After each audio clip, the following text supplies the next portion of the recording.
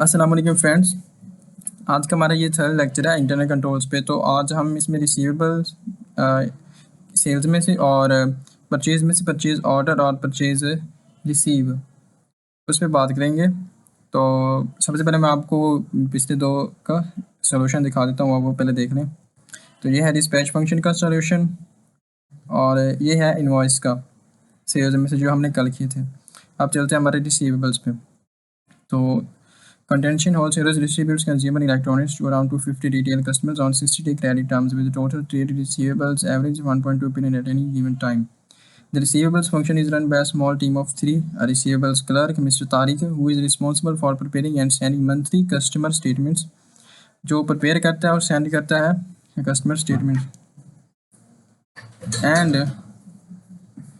and who also allocates incoming cash receipts against the correct customer accounts within the sales ledger. और जो उसको receipts मिलती हैं उनको वो उसके मतलब अकाउंट्स में एडजस्ट कर देता है। A combination of duties that has existed since the department was formed on the basis that Tariq knows the customers best.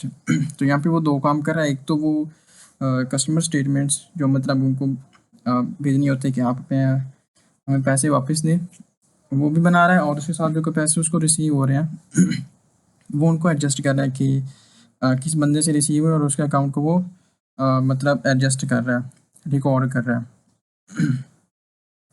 यहाँ पे रिस्क क्या होगा? एक तो कैश में से एप्रोप्रिएशन अनडिटेक्टेड रह सकती है लंबे टाइम तक। मतलब कि जब उसको कस्टमर से पेमेंट आती है तो वो डिसाइड करता है कि किस पेमेंट किस इनवॉइस के अगेंस्ट लगानी है, कौन सी पेमेंट किस इनवॉइस के अगेंस्ट लगानी है। अगर वो खुद ही कैश में से एप्रोप्रिएट कर ले, जैसे कस्टमर ए ने 1 लाख लिए लेकिन तारिक ने सिर्फ 60,000 रिकॉर्ड किया और बाकी अपने पास रख लिए, तो वो स्टेटमेंट भी अपनी मर्जी से बना के कस्टमर को भेज सकता है, जिसमें डिस्क्रिपेंसीज मतलब छुपी हो सकती हैं। तो रिस्क ये होगा कि कैश मिस एप्रोप्रिएशन अनडिटेक्टेड रह सकती है लंबे टाइम तक। मतलब कि वो एक ही दूसरे में करता रहेगा, दूसरे के तीसरे में करता रहेगा, और जो फ़र्क आएगा प्राइसेस का वो अपने पास रखता रहेगा लंबे टाइम तक। तो कंट्रोल यहाँ पे ये होना चाहिए कि कैश कलेक्शन और स्टेटमेंट प्रिपरेशन अलग लोगों का काम हो, और टेस्ट ऑफ कंट्रोल ये होगा कि आप वहाँ पे सेग्रीगेशन ऑफ ड्यूटीज़ को ऑब्जर्व करोगे।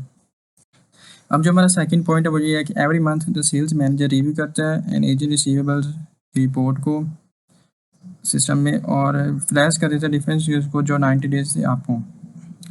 Where the sales manager concludes that a balance is generally irrecoverable. जब सेल्स मैनेजर को ये लगता है कि ये जो बैलेंस है ये irrecoverable है, फॉर एग्जांपल कोई भी following the liquidation of a customer और लॉन्ग रनिंग डिस्प्यूट, ही वर्बली इंस्ट्रक्ट्स मिस्टर तारिक, तो मिस्टर तारिक को कहता है कि उसका बैलेंस राइट ऑफ कर दो। No return record of sales managers rationale, कि वो किस बेस पे ये काम कह रहा है, उसको कोई रिटर्न एविडेंस नहीं है, ना कोई सपोर्टिंग एविडेंस है। तो यहाँ पे क्या मतलब रिस्क हो सकता है? कोई भी बैलेंस इरिकवर बताकर उसको राइट ऑफ कर सकते हैं बिना किसी जेन्युइन रीज़न के। फ्रॉड छुपाने का एक आसान तरीका है। ये कंट्रोल क्या होना चाहिए कि रिटर्न ऑथराइजेशन होनी चाहिए with documented rationale, specially large amounts के लिए, डुअल साइन ऑफ। उसके बाद टेस्ट ऑफ कंट्रोल इंस्पेक्ट करें सैम्पल राइट ऑफ्स के लिए, रिटर्न अप्रूवल और सपोर्टिंग डॉक्यूमेंट्स। अगले पॉइंट पे चलते हैं। Reconciliation between the total balance on the sales ledger control account and the sum of individual customer account balance is performed by the finance department.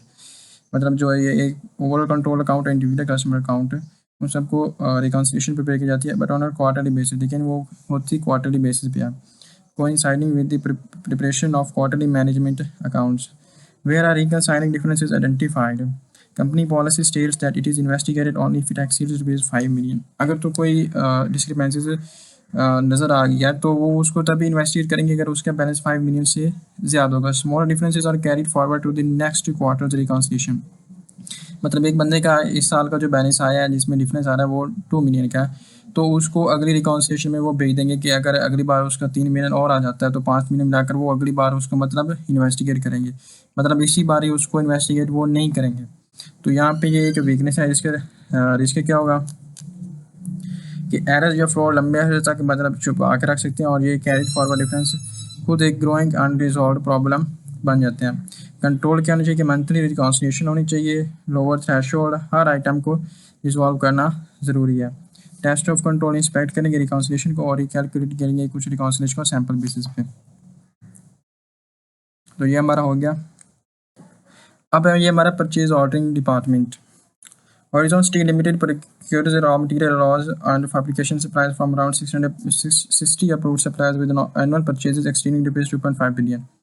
Departmental heads across the production, maintenance, and logistic functions raise purchase requisitions whenever a need arises, and these requisitions are converted into formal purchase orders by a single purchasing officer, Mr. Nasir, who has held the role for 9 years and is widely regarded within the company as extremely efficient.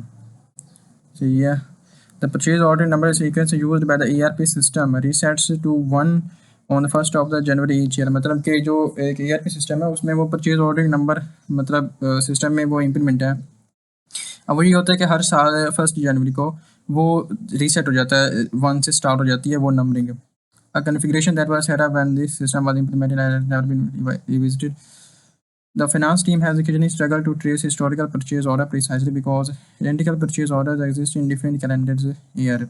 मतलब कि उनको वो मुश्किल आती है उस purchase order को अपनी पिछली किसी भी इनवॉइस के साथ मैच करने में, नंबरिंग के साथ मैच करने में उनको वो प्रॉब्लम आती है। वो इसलिए क्योंकि हर साल सेम और सेम नंबरिंग एग्जिस्ट करी होती है। मतलब एक साल अगर हर साल 1 से लेकर मतलब जितनी वो परचेज ऑर्डर आएंगे उतने तक अगले साल फिर वो 1 से स्टार्ट हो जाएगी। मतलब इस साल भी अगर एक 40 नंबर पर कोई परचेज ऑर्डर तो अगले साल भी वो 40 पर रहेगा, अगले साल भी 40 पे एक और परचेज ऑर्डर होगा।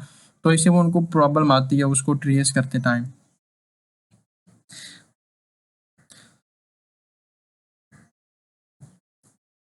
रिस्क क्या होगा कि GRN या इनवॉइस को सही परचेज ऑर्डर से मैच करना मुश्किल हो जाता है, खासकर ईयर एंड पे कंप्लीटनेस ट्रैकिंग इश्यूज वगैरह राइज हो सकते हैं। कंट्रोल क्या होना चाहिए कि एक यूनिक सीक्वेंस यूज करो जो कभी रीसेट ना हो। Test of control purchase order sequence across year for duplicates. इस चीज़ को इंस्पेक्ट करो, inspect purchase order sequence across years for duplicates. आगे चलते हैं।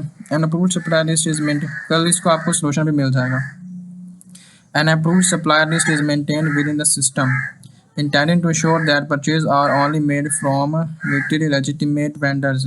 However, Mr. Nasir personally holds system right to add a new supplier to this list, which he does directly whenever a department head requests a new or unusual item that existing suppliers cannot provide, without any independent verification of the new supplier's bank account details, business registration, or ownership.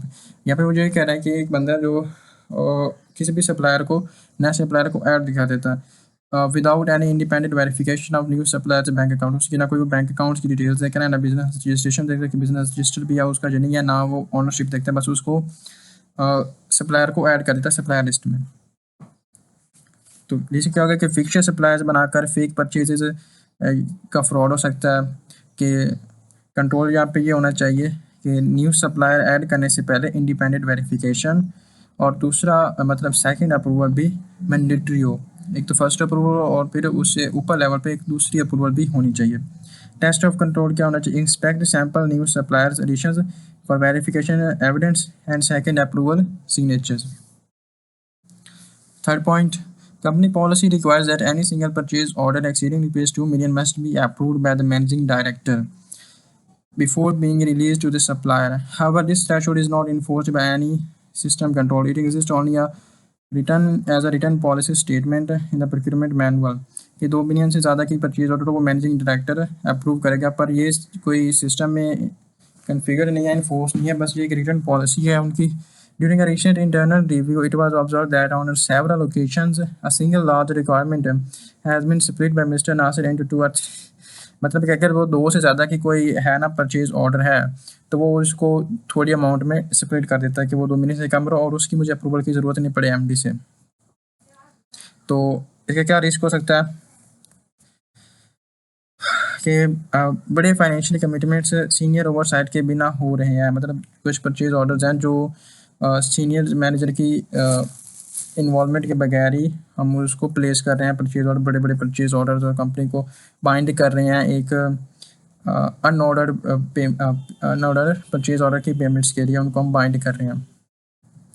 Control क्या होना चाहिए कि system में 4 aggregate check होना चाहिए और splitting pattern monitor करना चाहिए। Test of control inspect for purchase orders to same supplier issued same day just below threshold.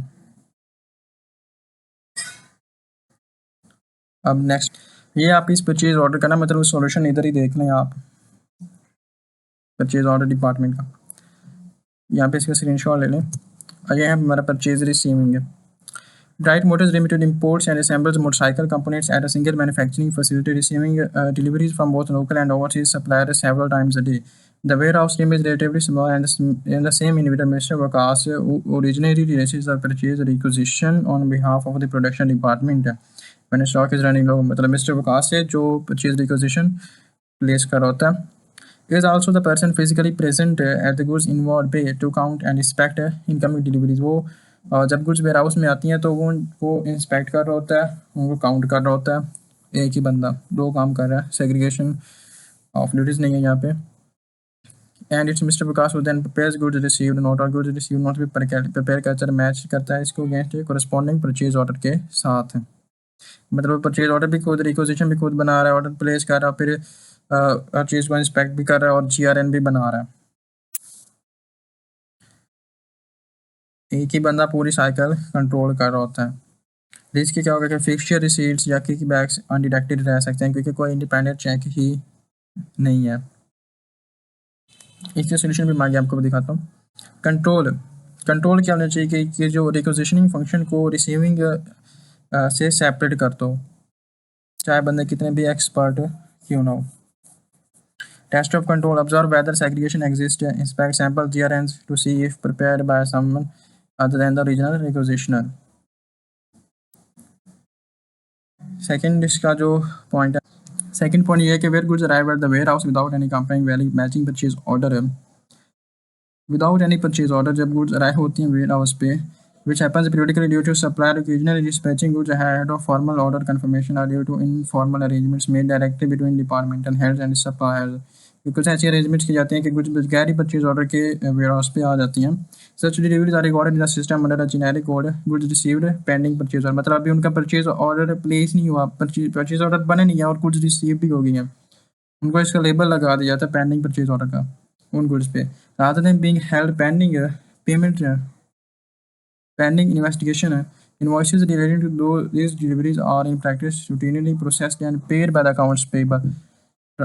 बजाय इसके कि हम उन गुड्स को पेंडिंग रखें, उनकी पेमेंट को पेंडिंग रखें, ये क्या करते हैं कि उसकी अकाउंट्स पेबल के थ्रू उसकी पेमेंट कर देते हैं उन गुड्स की, हालांकि अभी तक उनकी परचेज ऑर्डर भी नहीं, ये भी नहीं पता कि वो ऑथराइज भी हैं, परचेजेस नहीं है कि भी हैं नहीं कि, ये भी नहीं पता, बस उसकी वो पेमेंट कर देते हैं। तो उसके रिस्क क्या हो सकता है कि अनऑथराइज परचेजेस इफेक्टिवली अप्रूव हो जाते हैं पेमेंट के थ्रू, पूरा परचेज अप्रूवल कंट्रोल ही बेकार हो जाता है। कंट्रोल क्या होना चाहिए कि बिना मैचिंग परचेज ऑर्डर के पेमेंट ब्लॉक करो जब तक रिस्क की डिपेंडेंसी इन्वेस्टिगेट ना हो। Test of control sample pending purchase order GRNs तो कंफर्म करो whether payment was blocked and follow up.